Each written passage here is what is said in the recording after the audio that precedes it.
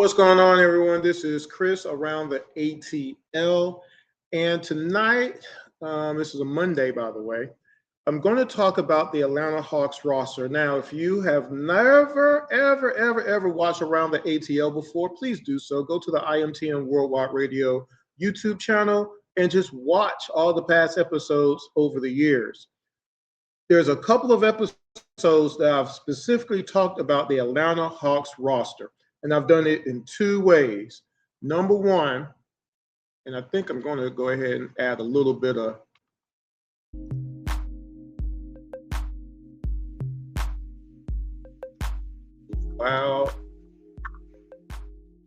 there we go.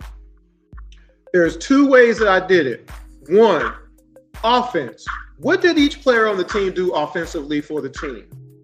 And number two, defense. What did each player do defensively on the team, just per the numbers? Okay. Now, some people feel that they can conveniently forget about numbers when they want it to be convenient for them. Okay, right? That's how people are. But that's why I use game footage too, because I don't care about the numbers as much as that person right there was on that person. He gave up the bucket. That has to matter a little bit. That person didn't rotate. This person didn't block out. This person didn't get back on defense. 2 points, 3 points, 2 points, 2 points, 3 points, 3 points, 2 points, 3 points. Right? There's a game where we literally watched Bogey give up 7 3-pointers in the game, and none of you cared? We lost that game. We didn't win it. If he gave up 7 3-pointers and we won, maybe it's a little bit different. I'm going to turn this down just a little bit. Maybe it'd be a little bit different, but y'all don't say nothing. Well, maybe the other player has something to do with it. No, because he wasn't on the floor. He wasn't playing that game. And that's why this episode is going to be what it is. Because I'm literally going to show you. Because there's something on the internet I saw, and it was alluding to points per game. So points per game each season. I'm going to show you who was doing what. Again, I've done this before, but it needs to happen again for some reason. Because I don't believe some of you think that more than one person plays on the team. You think NBA basketball, there is one player that plays on offense and defense. One player plays against 5 other people. 5 people are guarding one person. One person is averaging 118, 120, 130 points in a game. One person. I never seen Wilt do it, right? Joel Embiid has never done it. Bam scored 80 once.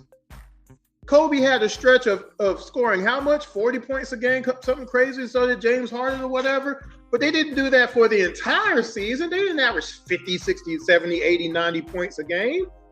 Other people had to hit some points for them to win some of those games, right? And when they didn't hit them, they lost. Isn't that something?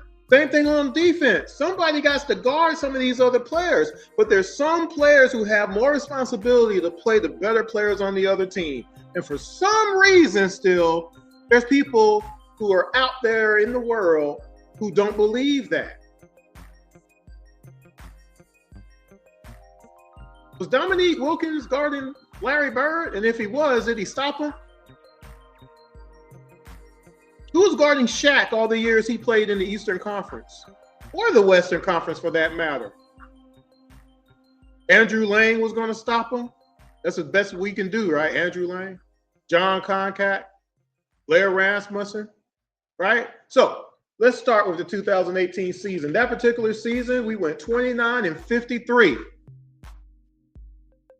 We scored 113 points a game. We gave up 119. So let's see who was on the roster and what did they do that season. I'm only going to do offense, though. I'm not going to do I'm not going to do the splits and everything because I already have the episodes that I've done that. Go look. Go back and look yourself. You can do that. That's your homework. So you had one player in 2018, played 81 games, 19 points a game, 8 assists, 3.7 boards, shot 82% from the free throw line, shot 32% from 3, shot 42% from the floor. There's somebody I know who shot 42% for his career named Allen Iverson. Nobody cared about that 42%, but that's the first thing people will say, oh, well, he wasn't efficient. I know people on our team at their first rookie year, they didn't score but 5 points a game. Anyway, John Collins, 19 points a game, 19.5 actually. He had 9.8 rebounds a game, right? Shot 76% from the free throw line. Shot 34% from three, 56% from the floor. Taurean Prince. Bring the ball up, bring the ball down from the air, and you bring it down. That's a rebound, Taurean Prince. He scored 13.5 points a game that season, right? 81% from the free throw line. Kevin Huerter, 9.7 points a game, okay? Shot 38% from three his first year. Shot 41% from the floor. Actually, he shot 41.9, so that's 42% from the floor. Shooting guard. Dedmon scored 10.8 points a game, okay? Kent Bazemore, the Bays, 11 points. Bembry, 8 points. Alex Lynn, 11. Jeremy Lin, 10 points a game in his 50 games that he played that year. Vince Carter scored 7 points a game at 42 years old. Amari Spellman scored 5 points a game. Alex Poitras scored 5 points a game. Devonta Davis, or Devonta, scored 4 points a game, but he only played 9 games. He technically don't count. Jalen Adams, he played 34 games. He scored 3 points a game. Isaac Humphries, 3 points a game. Daniel Hamilton, 3 points a game. Justin Anderson, 3.7 points a game. Miles Plumlee, 4 points a game. Tyler Dorsey, 3 points a game. BJ Johnson, 3 points a game. Tyler Zeller, well, he don't count. He didn't play but 2 games. And Jordan Seibert, 3 points a game. That's 113 points a game average. So you tell me, you had 2 players averaging 19 each. Our third leading scorer averaged 13.5, and that was Taurean Prince. You had 2 players that averaged 11 points a game. 11 points a game. Kent was shooting 40% from the floor for his, right?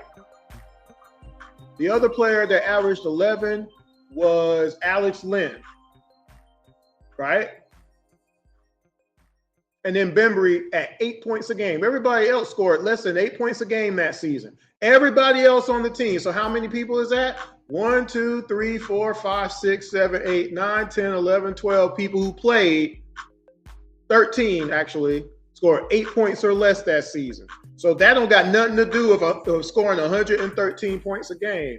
Are we sure about that? Are we sure about that? Are we sure about that? I'm asking a question here.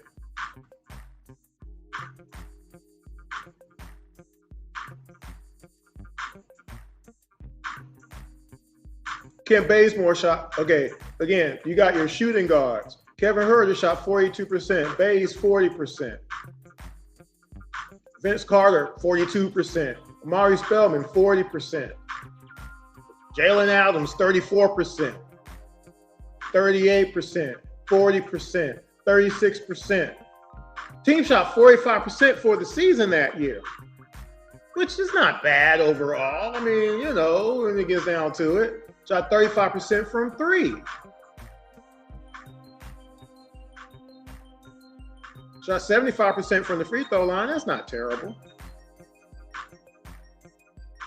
But if one player is scoring 19 points a game and John Collins is scoring 19 points a game and no one else can score more than 13 points a game, you're going to average 113 points a game every game. That's what it is, because that's who we had. Those are the players. So y'all tell me, who all these good players that we had, the great players that we had. I need you to itemize those out and say, oh man, Amari Spellman, he was really good though, Chris. He shot 40% from the floor as a big. How do you shoot 40% from the floor as a big? How many shots are you missing to shoot 40% as a big? Y'all, I'm just trying to give you opportunities here. Tyler Dorsey, 3 points a game. Like, how did we even get some of these players on the roster? I'm trying to. Alex Poitras, 5 points a game.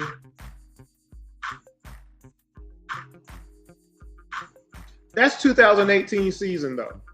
Let's go to the next season, 2019 season, where the Hawks finished 20-47, 111.8 points a game. So 112 points a game, basically. Okay. Here's who played. Okay. So yeah, that former player averaging 29.6 points a game, 9 assists. John Collins, 21.6 points a game, 10 boards. Hunter's first year, 12 points a game. Okay, he shot 35% from three. He shot 41% from the floor. Why is he missing shots? That's not what I was told, right? But this is what he did. Some people don't want to believe it, but there it is right there. Kevin Huerter, for his second straight year, shot 42% from the floor as a shooting guard. Scored 12 points a game. Cam Reddish, 10 points a game, 10.5, so 11. We'll round it up. Do you know who listen to this. Now, this is crazy when you look at it. You got that former player, 29.6. You got John Collins, 21.6. The third leading scorer on our team that year for the 23 games that he played was Jabari Parker at 15 points a game. But he only played 23 games that year. So our actual third leading scorer on our team was a tie between Hunter and Kevin Huerter at 12 points apiece.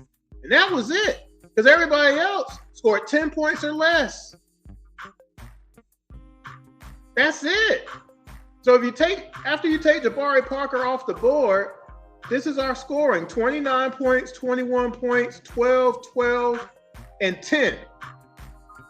The next leading scorer is Dwayne Dedmon at 8 points a game. He shot 39% from the floor that year, 22% from three. We scored 111.8 points a game that year, guys. Bembry, 5.8 points. Jeff Teague, 7 points. Alan Crabb, 5 points. Alex Len, 8.7. Damian Jones, 5.6. Vince Carter, his last season, 5 points a game. Evan Turner, 3 points a game. Bruno Fernando, for the first time around, he's so good, 4 points a game. Brandon Goodwin, 6 points a game. Trevion Brown, 3 points a game. Tyrone Wallace, 2.9 points a game. Chandler Parsons, for the 5 games that he played, 2.8 points a game. And then Charlie Brown Jr. Charlie Brown, 2 points a game. That gets you 111 points a game. We had DeAndre Hunter shooting 41% from the floor, as I mentioned. Kevin Huerter shooting 41% from the floor. Those guys started. You know, again, how many games that Kevin Huerter had in his career scoring 10 points or less? Over 100. He was our starter, though. Again, Dwayne Dedmon shot 39%. Jeff Teague was shooting 41%. Alan Crabb, 36%. Evan Turner, 37%. Brandon Goodwin, 40%. Trevion Grant. That's a lot of missed shots. That's what, when I asked Steve Holman, year before last, I believe it was, on Around the ATL before the season started. Actually, no, last year. And I said, Steve, this former player led the league for the second straight year in potential assists. Steve Holman, the godfather of Atlanta Hawks basketball on the radio, said on 92.9 The Game, of course, Chris, that's a lot of missed shots. You can say what you want, but you can't pretend that missing shots don't matter when it's so many of them. When that particular person who don't play here no more leads the league in potential assists for 2 straight seasons and has never been less than 6th in the league, that's a lot of missed shots. And there you are right there. I'm showing you what these people are shooting. And they still, and that person still averaged 9 a game. What if people hit some more shots? When you go through the seasons and you look at how many games we lost by 10 points or less, 2 years ago, we lost 24 games by 10 points or less, guys. That's a lot of losses for no reason. Because we missed layups and wide open jumpers and wide open threes? Come on, guys. Now, here's the most interesting point as I go through this. The next season, what happened? 2020 season. What happened? Now, mind you, let me go back a little bit now. The team scored 113 points in 2018, 111.8 points in 2019, and in 2020, 113.7 points. It's not a move the meter type of a deal, but it did mean a lot. You want to know why? Because in that particular season, the Hawks only gave up 111 points a game. Somebody was still on that team. And all of a sudden, after giving up 119.7, basically 120 points a game, you shaved off 8 points a game. You want to know why? Because we put better players on the court to surround that one former player. And all of a sudden, wiggity wham, you played better. Because when you put better players around a really good player, you tend to win more. So let's see what happened in this particular season. So that former player had 25 points a game. Okay? 25 points a game. Kevin Huerter, 11.9 points a game, so he's still at 12, right?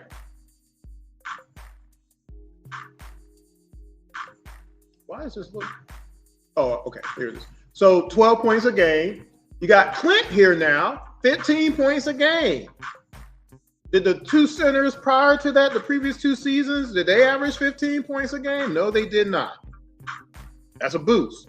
Bogey, 16 points a game. Hunter went up to 15 points a game.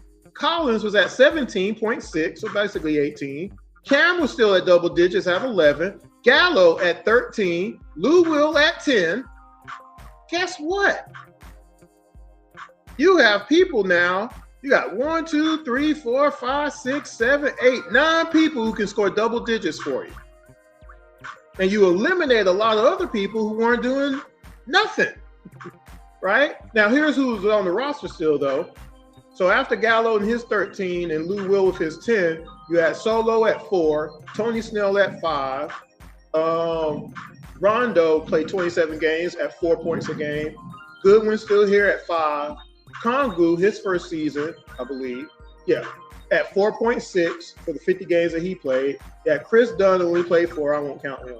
Nathan Knight, the Dark Knight, 3.8. Skylar Mays at 3.8. And Bruno Fernando at 1.5. So that's 113 points a game, right? Now, out of that, Kevin Huerter did go up a little bit. He's at 43% from the floor. Clint shot 59%, Bogey at 47%, Hunter at 48%, John at 55%. Now, Cam was shooting 36%. That's not good. Gallo shooting 43%, Solo 35%. Tony Snell, for the few games that he played, 51% from the floor. Lou Will, 38%. Okongwu, 64%. And that's about it. We shot 46% from the floor, rounded up to 47%, which was an improvement from the year before. Now, from three, Kevin Huerter shooting 36%, Bogey 43%, Hunter 32%. Not great. Collins was shooting 39%, basically 40% from three that season. Cam 26% from three, Gallo 40%, Tony Snell 56% from three, but he didn't shoot a lot though. Lou Will 44% from three. Let's see, that's about it for there. Well, you know the results of that season though, right? Because we had better players, better toppings, Papa John's, right? That team went to the Eastern Conference Finals because you could compete on both sides of the ball. We had scores and we could defend decently. We defended enough to get to the Eastern Conference Finals because you had better players on the team. Now, we made it to the Eastern Conference Finals Most other franchises in sports history would say we got there, but not quite. Let's bolster the lineup and get a few extra people in there. Was that what the Hawks did? Let's find out. Because the next season, oh, by the way, the 2020 season, they finished 41-31. Okay. The 2021 season, the Hawks finished 43-39. Okay. Hawks scored 113.9 points a game. Oh, by the way, let me do this too. Let me go back. I'm sorry I didn't do this. What's my time looking like? 2018, the Hawks' offensive rating was, or on offense, I should say, they were ranked 12th out of 30th teams, right? 2018, their pace of play was first in the NBA. Their offensive rating, though, was 23rd of 30. They were 108, okay? 2019, they were 17th out of 30th points per game at 111, as I mentioned. Pace of play was 5th in the NBA. Offensive rating, 26. Okay. 2020 season, their offensive rating, they were 8th in the league. Okay. They were 13th in points per game. Okay. So you see the better people, better toppings, right? So let's go to the 2021 roster now. 43-39, as I mentioned, they scored 113.9 points a game, right? They gave up 112 points a game that season. So back-to-back seasons, we went from giving up 120 points a game to 111 and 112 points a game, and that other player, who everybody says has to be the worst defender of all time, was on the team. So how do you explain that? Because I was always told and promised and threatened that everybody always has to help, and I always show me the game film of all that help. Because I'll show you the one-on-ones of the best offensive player on the other team not having to call for no screen to get on that other player to score, because they could score on who was already guarding them. And I can show you the game film, right? But anyway, let's see what that team did. So in that particular season, the former player who's no longer here, 28 points a game. John Collins was at 16. Hunter was at 13. Kevin Huerter is at 12 still. Bogey was at 15. Now, after that, I don't even want to count Chandra Brown Jr., but he's on the roster. He played 3 games, though, 9 points a game. Clint was at 11 points a game, so he went from 15 to 11, okay? Weston Wundu only played 3 games, 7 points a game. Why is Weston Wundu even on the team? Not sure. Why is Chandra Brown Jr. on the team? Not sure. Gallo, 11.7. Cam, still at double digits, 11.9, 12 points a game. Cameron Oliver, 2 games. Why is he on the roster at all? Not sure, but he got 11 points a game. Okongwu played 48 games at 8 points a game. DeLon Wright, 4 points a game. Malcolm Hill played 3 games. Not sure why he was on the roster. We couldn't get nobody else but these guys. He got 5 points a game for the 3 games that he played. Lou Will, 56 games, had 6 points a game. TLC played 52 games. He gave us 4 points a game. I'm going to bring that up in a little bit. Manson Make It Dan Stevenson played 6 games. Why did we sign him? He gave us 1 point a game. Solo only played 13 games because he was hurt. Gorgie Jane played 44 games, gave us 3.5 points a game. Skylar Mays gave us 2.9. Kevin Knox played 17 games, gave us 2.7. Jalen Johnson gave us 22 games that year at 2.4 points a game. Cat Barber played 3 games, not sure why he was on the team. And Sharif Cooper played 13 games and gave us half a point a game, which gives you 113.9 points a game. Now, with all that being said, I said that Jalen Johnson, while he was averaging 22 and 11 in G League, why couldn't he come to the big team and help us out? Because his production, even if he got half of what he got in G League, it'll be better than getting 4 points, no assists, 1 rebound a game out of TLC, shooting 39% from the floor, 36% from 3, which is not bad from 3 if you want to get down to that part. But what I cared about was the playoffs. Here's who made the playoff roster. The former player, Hunter, Kevin, DeLon Wright, Bogey, John, Gallo, Okongwu, Clint, TLC, Gorgie Jane, Jalen Johnson, Kevin Knox, and Skylar Mays. But we all know John Collins was hurt. Okay. Bogey didn't play game 5. Right? Clint only played 2 games. And the 2 games he played, he was inconsequential. I'm going to tell you in a second on that end. So you had 3 of our main players and then also you didn't have Lou Will there either. Like that series could have been a lot different, I think, if Lou Will had been able to play the minutes. Because now all of a sudden you got to guard Lou Will.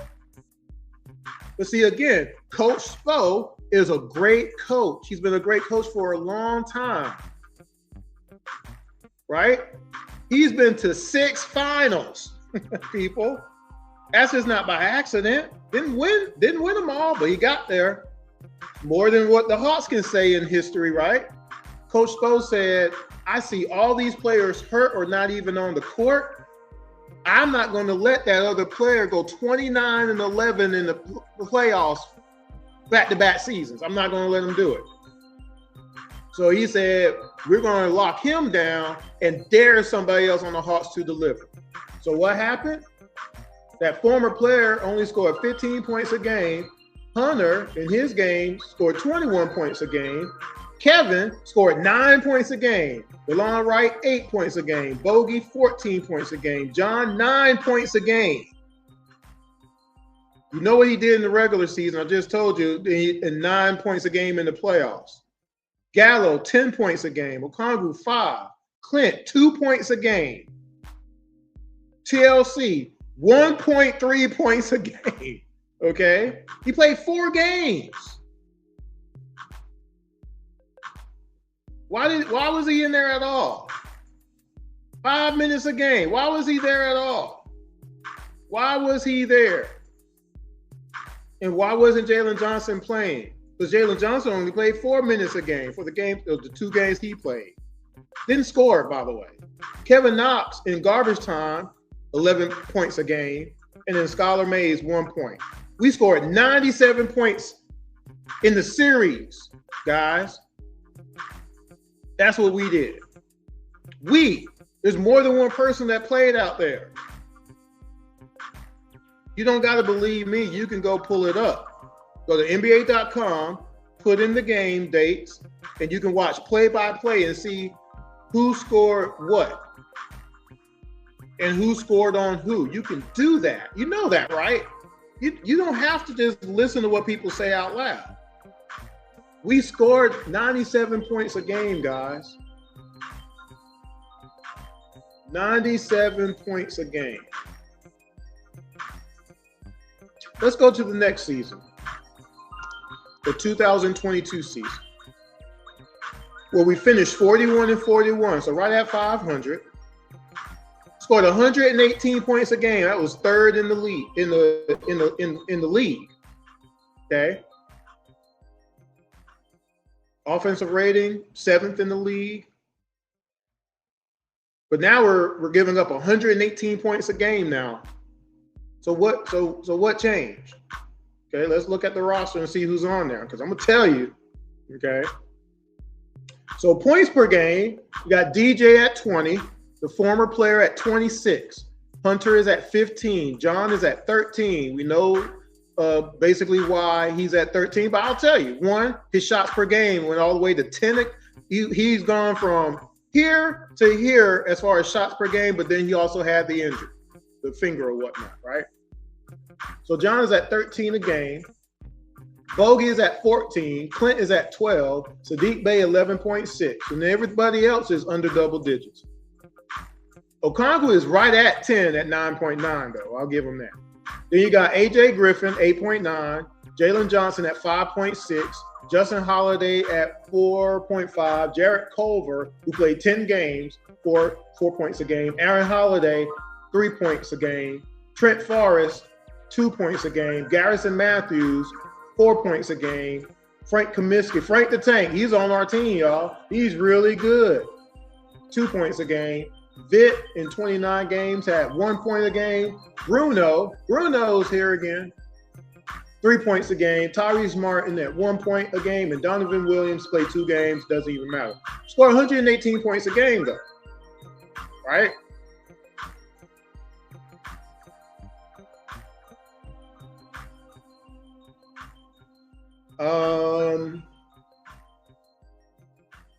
Justin Holiday shot 38%. Jarrett Culver, 39% in the 10 games he played. Aaron Holiday shot 42%. Trent Forrest shot 42%. Garrison Matthews, this is all from the floor, by the way, 42%.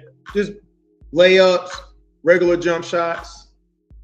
Vitt, 41%. But we did shoot 48% from the floor that season. Not terrible bad, right? Not terrible bad.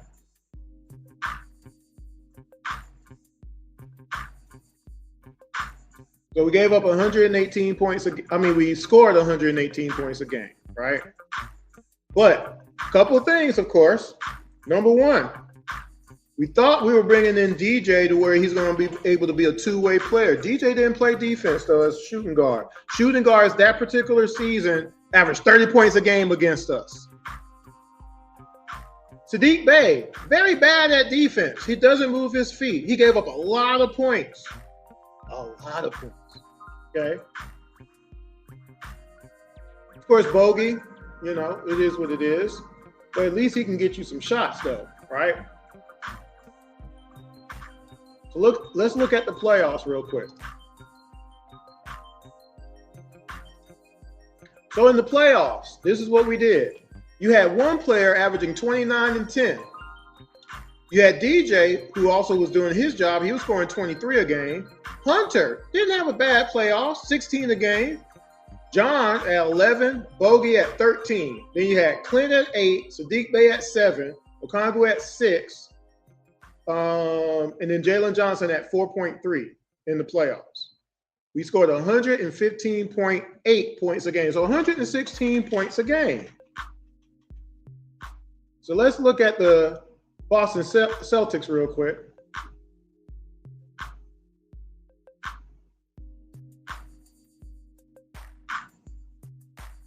The Boston Celtics average 121 points a game.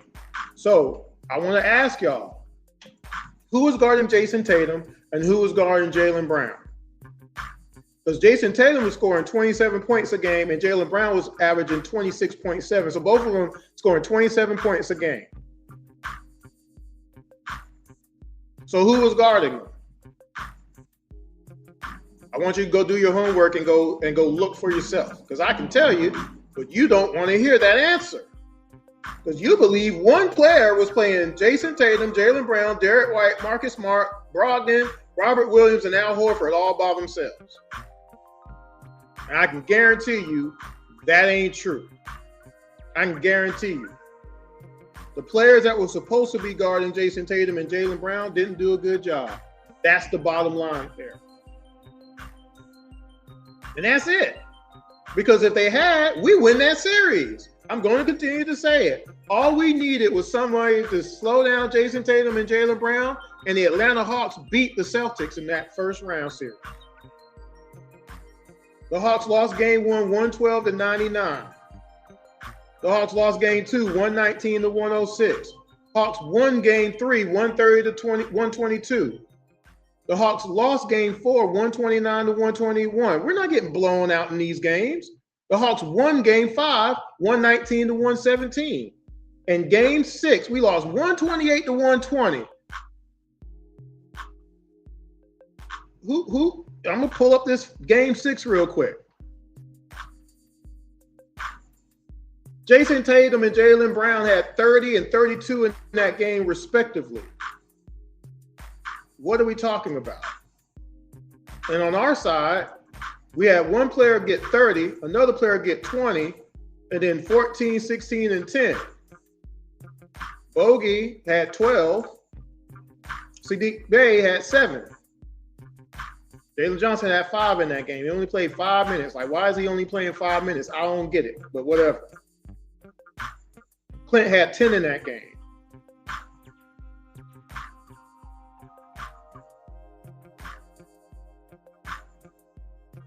All we had to do is slow one of those two guys down. We beat them. We were in the game. That was a winnable game.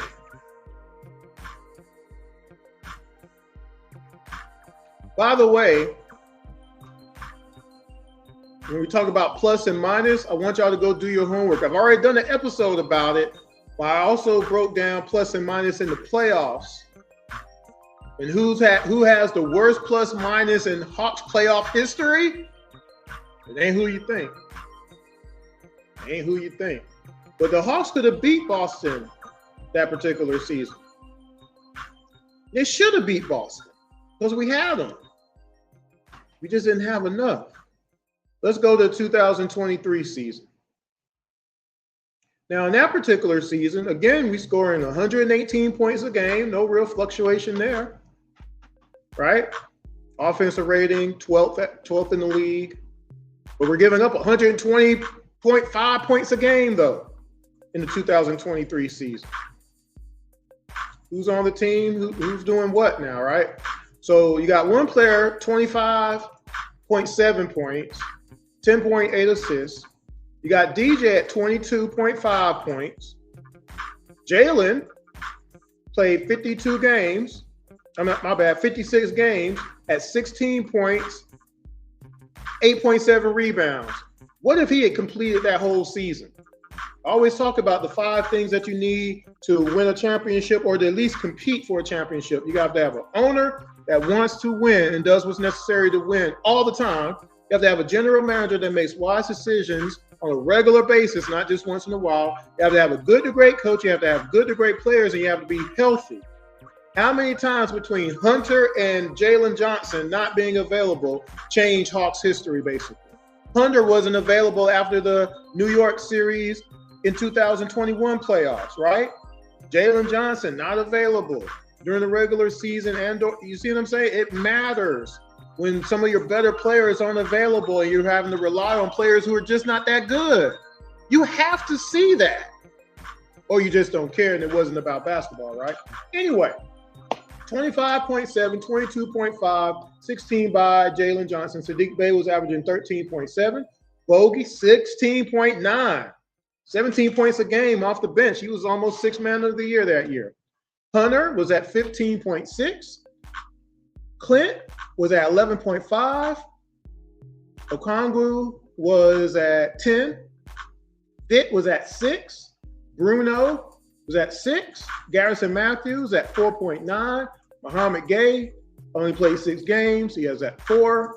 Dylan Windler was at 4.7 in his 6 games. Wesley Matthews was at 3.1. Kobe Buffkin, 4.8. Trent Forrest, 2. Patty Mills, 2. AJ Griffin, 2. And Seth Lundy, 1.6. So that's how we scored 118 points a game. Now, out of that, let's see. Sadiq Bey was shooting 42% from the floor. Bogey was shooting 43% from the floor. Let's see. Muhammad Gay was shooting 35% from the floor as a big. Wesley Matthews was shooting 35% from the floor. Kobe Buffkin was shooting 37% from the floor. Trent Forrest was shooting 38% from the floor. Patty Mills, 37. AJ Griffin was shooting 29% from the floor that year, but he was on his way out. We all know what happened there.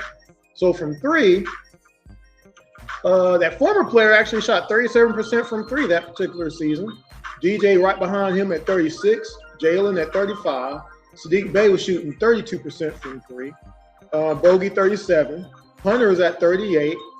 Vitt was shooting 41% from 3 his games. Muhammad Gay shooting 33% from 3. Wesley Matthews 35%. Kobe Buffkin 22. Trent Forrest wasn't really a shooter, so he shot 20% from three. Patty Mills, 38%, AJ at 25%. But again, we already know he was on his way out. Didn't really matter. So that's what we did that particular season. 118 points a game. Did we have enough? Did we have enough? Now remember, that particular year, that other player only played 54 games himself. It's the first time he missed any major time. And if you remember, I did a whole episode showing here's all the games that were missed. We went 500 in those games. And in a lot of those games, we're giving up 120, 118, 119 points a game. How come we're not stopping anybody? How come the Nets are beating us twice? How come we are giving up 18 threes a game in 3 straight games? In one of those games, we gave up 23 threes. How is that possible when the other player ain't there? Why does Malachi Flynn have 50 points in a game? He averaged 4 points a game that season. I showed y'all that game. I showed y'all that Detroit Pistons game. That was at home. We almost got embarrassed at home. Malachi Flynn scoring 50 points against us? Oh, well, it must have been the other. No, that former player wasn't on the court. He wasn't on the court when we gave up 18 threes a game for 3 straight games and lost all of those games. It'd be different if you won one of those games at least. We needed all those wins too, by the way. I showed y'all all of this, and you have nothing to say still. I don't understand that. Because you see who's on the court, and you see who's doing what, and you just don't want to believe it. I showed y'all a game against Indiana where we gave up 150-plus points, and 2 players gave up 60 points in that game. Muhammad Gay and Bruno Fernando together gave up 60 points in that one game alone. Y'all just shrug it off like it didn't matter. We lost the game. We lost that game too. And you act like only one player plays, and I'm like, I'm showing y'all what's happening. I'm showing y'all Garrison Matthews giving up all these points. He's barely playing. He's playing 15 minutes a game, but in those 15 minutes, he's giving up 8, 10 points. And we lose how many games by 10 points or less? Because, again, if you can't stop nobody, you better score. Garrison Matthews scoring 5 points a game ain't enough, is it? But if you're producing 50, 60 points in a game, you give up 13 points in a game, and that's bad? How? Because that former player, that's what he was giving up many of those games. 13, 12, 14. But when you're generating 50, 60 points for your team, the players that were giving up 20 points a game, 18, 25 points a game in games, you're never mad at those players for some reason. I'm just keep asking you why. You see Sadiq Bey give up 21 points in a game off of just pure jumpers, and you're not hopping up and down mad? Why not? I'm sorry, Sadiq Bey was cool, but he played no defense. By the way, Clint's defensive rebounds per game were going down year by year after the 2020 season, unfortunately. In that particular season, he was down to 6 defensive rebounds a game at that point. It did make a difference, too. And again, because he can't finish, the 4.6 offensive rebounds he was getting didn't do no good because he's not a good passer and he can't finish. So he'd get the rebound and he can't score. That's a lot of points being left on the board, of course, right? Again, I always talk about points being left on the board. The Hawks would average 15 to 30, 40 points left on the board from just missed shots, guys. Just missed shots. Anyway, one more year I want to go over. 2024 season. The Atlanta Hawks went 40 and 42 that year. 118 points a game scoring still. Pace of pay, 3rd in the league, right? Giving up 119 points a game, okay? So, who's on that roster? Very interesting. So, one player was averaging 24 and 12, okay? Another player is averaging 18.9 points a game, 10 rebounds a game, 5 assists, 1.6 steals, and 1 block. But they only played 36 games. That player should have been an all-star that year, but he didn't play enough games to qualify. That was Jalen Johnson. Again, number 5, health. Jalen Johnson plays that entire season. We don't trade the other player that was actually doing pretty good that year, DeAndre Hunter, who was averaging 19 points a game and was a 6th Man of the Year candidate. He finished 4th that year. If those 2 players finished the season, the Hawks win 46 games the year before. We won 40. But when those players were gone, this is what we had left. You had Dyson Daniels, who played pretty good. He was at 14 points a game. Defensive Player of the Year candidate. I was told nobody can play defense next to that other player. He was 2nd in Defensive Player of the Year candidacy, though. 1st team all defense. So that's a lie, right? Just a straight up lie.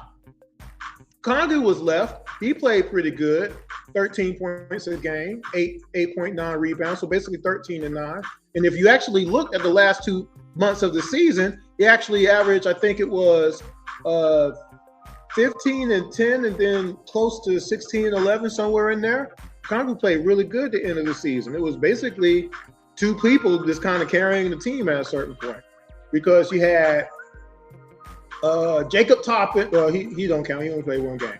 Karis LeVert. I am not your Casanova. LeVert, 14.9 points, so 15 points a game in the games he played.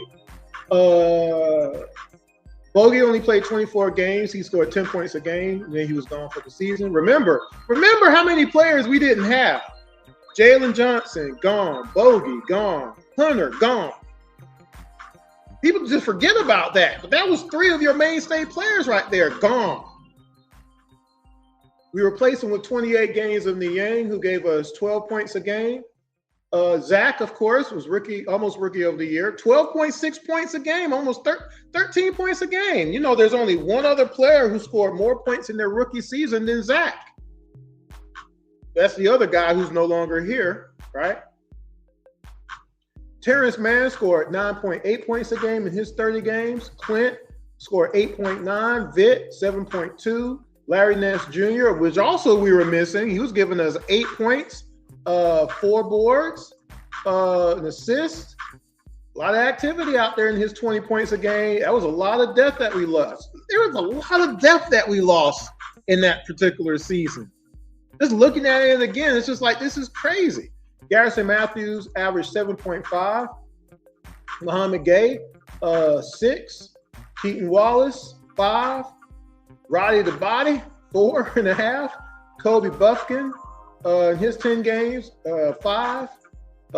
Plowden, 7 in his 6 games. And Dominic Barlow, 4.2. That's how we got to 118 points a game. Now, just a reminder, Dyson Daniels shot 34% from 3 that year. Hunter was shooting 39% before he left. Kongu 32, LeVert 34, Zach 36, Niang 41. He shot good at 3. I'll give him that at least. Terrence Mann 38. Almost said Clint, but Clint shoots 0% from 3, by the way, for his career. Anyway, Vitt at 43, 44 actually, really. Larry Nance was shooting 45% from 3. That was another reason we missed him, because he was hitting his threes, wasn't he? Again, we lost so much depth, losing Jalen Johnson, losing Hunter, Bogey not being available at all, and Larry Nance Jr. That's a lot, guys. Muhammad Gay at 26% from 3, Keaton Wallace 33%, Roddy the Body 37%, Kobe Buffkin 21% from 3. From the floor, Jalen was shooting 50% before he went down. Dyson 49%. Hunter before he was gone 46%. Okongwu 56%. Karis LeVert 48%. Bogey 37 in his couple of games. Zach was shooting 46% from the floor. Niang 44. Terrence Mann 54. Clint 56. Vitt 50%. Larry Nance 52%. Garrison 40% from the floor. Muhammad gave 42% as a big. Again, horrible. Roddy the Body 47%. Kobe Buffkin 38%. And of course, I'm going to bring up that play-in game where it was basically two players that was giving it to the Heat, and we couldn't get nobody to play any defense. And I showed you the overtime, and I showed you how the Miami Heat scored 17 points. One of those threes was that former player. Who gave up the other 14 points, though? I showed you that, shot for shot. You need to look at it. And who else was scoring? It was Okongwu and the other player. And that was it, pretty much. Niang didn't do anything in the fourth quarter. He went 1 for 5. Zach went 1 of 11 in the game. Dyson also had a horrible game. It was just the worst opportunity to be backwards as far as being productive after the great seasons that those two players have, to do that in that play-in, and then a lot of y'all just act like, and again, I'll pull it up real quick. Let's go ahead and do that since I'm on here. I got a few minutes left. Let's see, Atlanta versus Miami play in 2025. I think that would be it. Oops. I thought I was talking about MLS.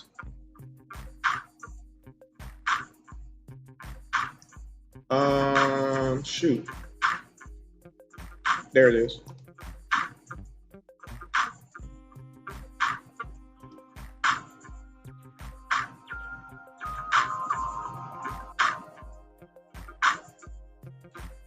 The Miami play-in game from a year ago. Zach went 1 of 11 from that game. 0 for 7 from 3. Okay. Muhammad Gay went 1 of 3 in that game. Wait a minute. Why does this look different? No. Okay, that's correct. Okay. He went 1 of 3 in the game. Okongwu went 12 of 19 in that game. He had 28 and 12 in that game. Dyson Daniels went 5 of 13 in that game. He did have 10 rebounds. He did have 4 assists. He did have 3 steals, but he only had 11 points. So 3 of our starters in that game had 11, 3, and 3. But I'm supposed to believe that the person that had 29 and 11 in that game, it was his fault. And his fault alone, nobody else, right? Vitt didn't score in that game. Karis LeVert did have 15. He went 6 of 15 in that game. Terrence Mann was 2 of 3. He had 5 points. He played 25 minutes. He had 5 points, guys. And then Yang, of course, he had a decent shooting night overall. He did have 20 points in the game. But again, here's what everybody did in the fourth quarter. Because it matters, guys. It matters.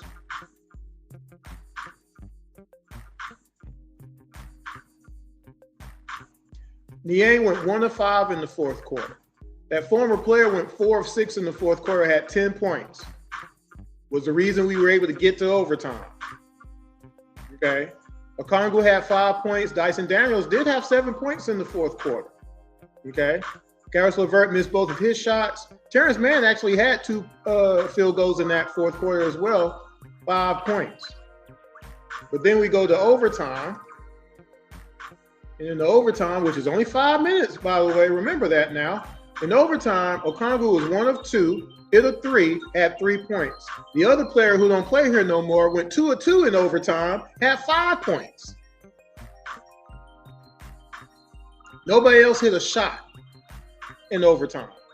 We scored 8 points. The other team, however, Wiggins had 2 points. Hero had 6 points. Davion Mitchell had 9 points. And I showed you who gave up all of those points. And to this day, nobody has anything to say about it. And I wonder about that because the tape don't lie. In that particular, in that play-in game, guys, the Miami Heat shot 50% from the floor. They shot 38% from 3. Okay. They were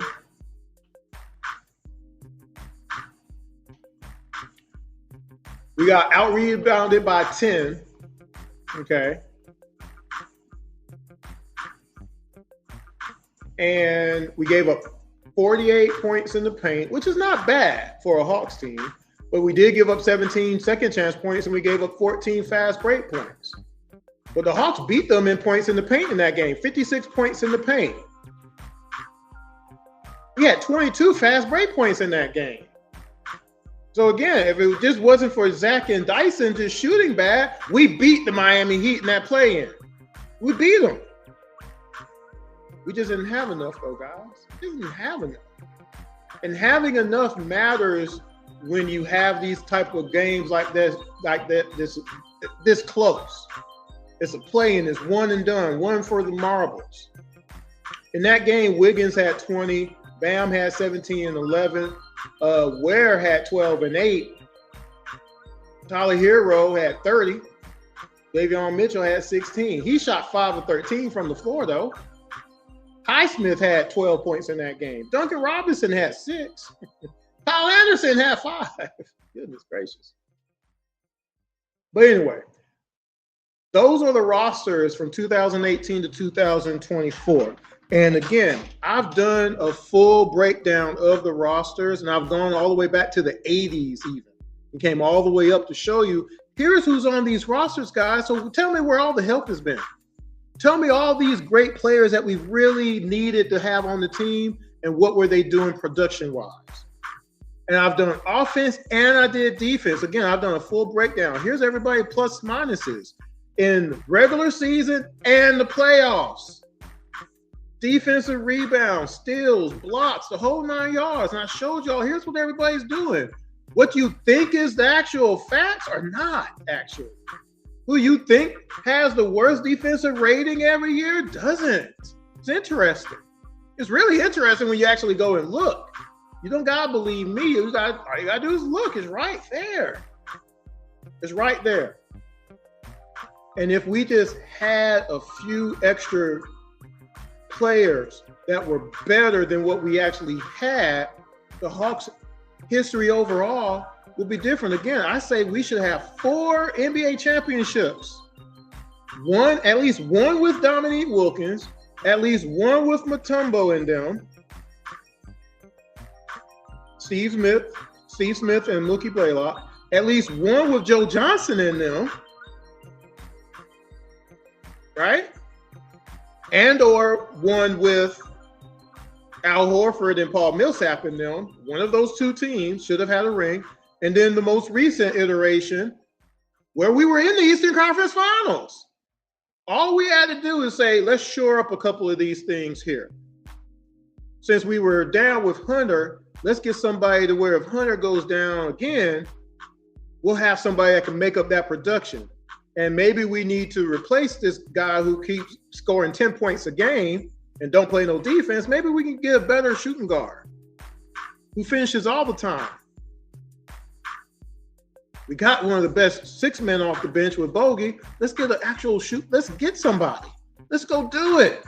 Let's dance, right? We didn't do that, though. Let's get another big with some size and skill. Let's get somebody who can hit an outside shot. Let's get somebody who can pick and pop. Because Clint can't pick and pop. If he's not right at the rim, he ain't going to score. And even if he is, he still might not score. It's an issue when you have everybody around us who have those type of players. And we didn't do that. I showed you who we got on our roster, and I showed y'all the result in the playoffs. The playoffs, where it counts the most. Now, guess what? If none of our players were hurt against that Miami team in the playoffs in 2021, we straight up beat them. It's not even a question. If we were completely healthy, it wouldn't have been a question. We blow them out probably. Of all of our guys, if Lou was playing, John Collins wasn't hurt, Clint wasn't hurt, Bogey not banged up, we beat them. We might have swept them, as far as I'm concerned. But that didn't happen. We had all these people out, and we didn't have nothing to back them up. We had nobody to back them up. Of course, I told you what I think about that Celtics series the year after that. We did the playoffs 3 years in a row. And again, the team that played this past season better straight up than those teams that I just mentioned. Straight up and down. And we should have beat the Knicks. We couldn't even get out the first round. We should have beat the Knicks. Knicks were not playing well. The Knicks were not playing well. They proved it. In the championship series, they proved it. They were down by double digits every game. The Spurs should have beat them. They weren't coached well enough to beat them, though. And they had knucklehead Fox out there just giving it away. I think he got paid off. Something. Knicks were down double digits in the finals. Every game. They should have lost all those games.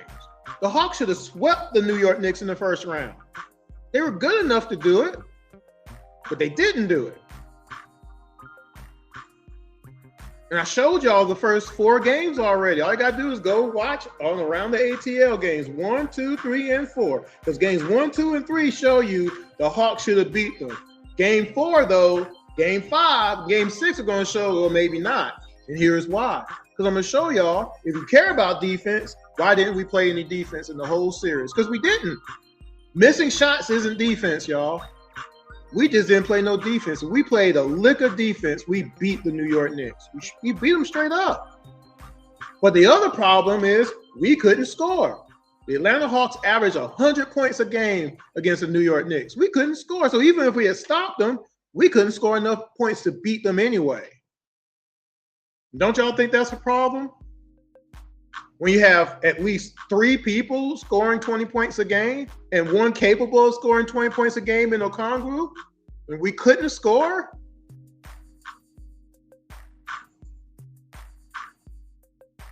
The whole point of putting a team together is to win a championship. You put the best players that you can. I just did an episode talking about LeBron James and how they got all these players in Philly now that are really good, all playing together.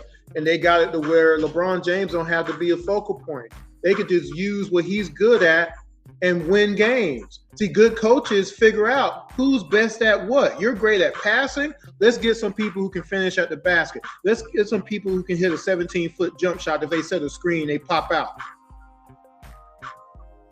Right? Let's get a few more. If you're going to shoot threes, let's get the best three-point shooters that you can. Right? Let's set some picks for once. Let's set some screens to get somebody open. We don't even do that. Aren't y'all mad about these things? This is all coaching stuff, y'all. And besides that, again, defense. Don't get back on defense. We lost 13 games. We could have been a 59-win team as a Hawks team this past season. But we lost 13 games from December 27th to February 20th because we wouldn't get back on defense. We didn't stop the ball on fast breaks. We would not block out. We didn't switch. We can't rotate. We can't play the pick and roll. We don't call out anything on defense. We don't communicate. And we lost games because of all those things. And when we played teams that were worse than us, it masked those things, but it didn't eliminate them. And as soon as we played a better team, we would lose. The last Knicks game in the regular season, we let Brunson get 17 points in the fourth quarter. We let Pritchard in Boston let him get 28 points off the bench. You see what I'm saying? So again, we let Philly almost beat us, give up 116 points to Philadelphia without Joel Embiid and Edgecombe and PG-13. They don't got PG-13 no more, but they got Joel Embiid and Edgecombe and Maxey and Jaylen Brown and LeBron James. Who's going to play defense against those guys? The Hawks, the moment they figure out that having more players than someone else gives you a chance to win regularly, the Hawks will win more. And the moment they figure out how to put the best players on the floor and then put the best complements to those players on the floor around them, the Hawks will win a championship. The Hawks had a chance to have 2 All-NBA players along with 2 most improved players, 1 all-defensive team player on the same team. And we just let it go. We just said, nah, we're not going to do this. While you watch a team actually build a team around a 6'2" guy like that and win a championship. And our team says, no, we're not going to do like that because they won a championship. Do we really want to win a championship? I keep asking that question, and it just keeps being thrown back in my face. It don't look like it. I want to see our team win a championship.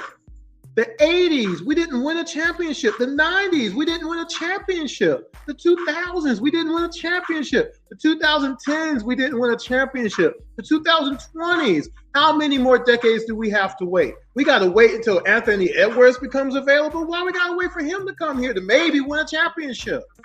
What are we doing? That's what makes me mad. That's what makes me frustrated. We could have had a championship, y'all. And some of y'all didn't want that to happen because you just are mad about this one player and you didn't want to support the team while he was on the team. And you shrugged off everything because of that. And you didn't care about the losses. You didn't care about the wins. You didn't want to support. You outright said that. And then when he's not here, and then we still don't advance, now it's not a big deal. We're the second best team in the East, though, because we won 2 games. But, I mean, we didn't actually finish at the 2nd seed, and we actually didn't finish in the Eastern Conference Finals. But somehow I'm going to make it in my mind that we're the second best team, even though we got blown out. And our best player got stopped by Josh Hart.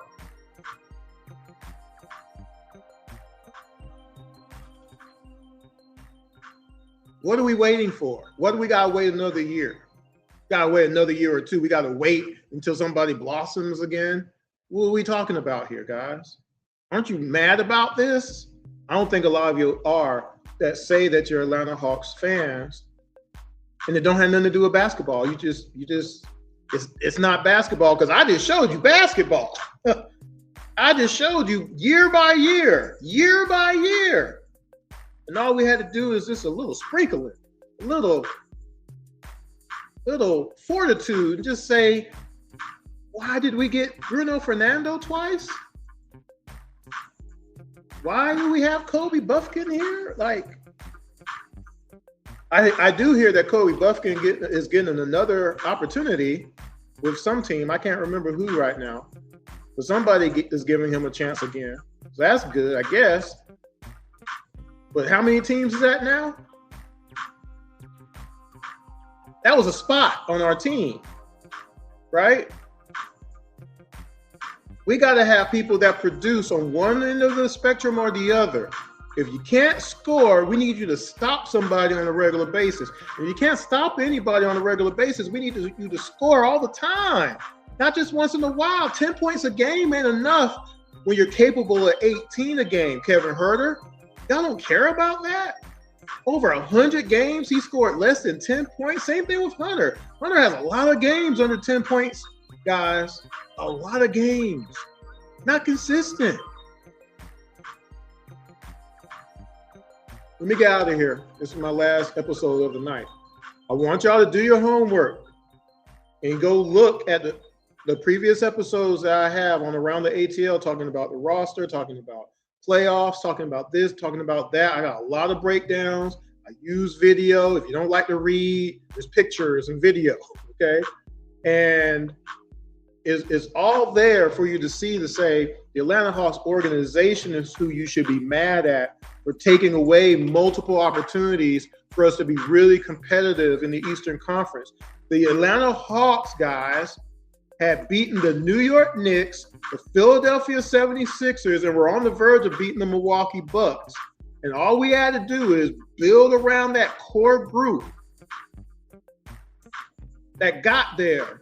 And we could have been running the East. And what we did was the exact opposite. And all those teams that were below us went up above us. And all of them have rings and stuff. And here we are fighting to stay in 6th seed now. Because all these other teams are, Indiana went and got Zubac, and they got, they're going to come back up. And Orlando went and got Vucevic. We can never stop Vucevic when he plays us. 20 and 10 every time. Right? Miami went and got Giannis. Who stops Giannis when the Hawks play the Bucks over the years? Who's playing Giannis? The short person is playing Giannis? I don't think so. You see what I'm saying? Now you got Bam, who also we don't stop. Can't stop, won't stop, Rockefeller Records. Can't stop him.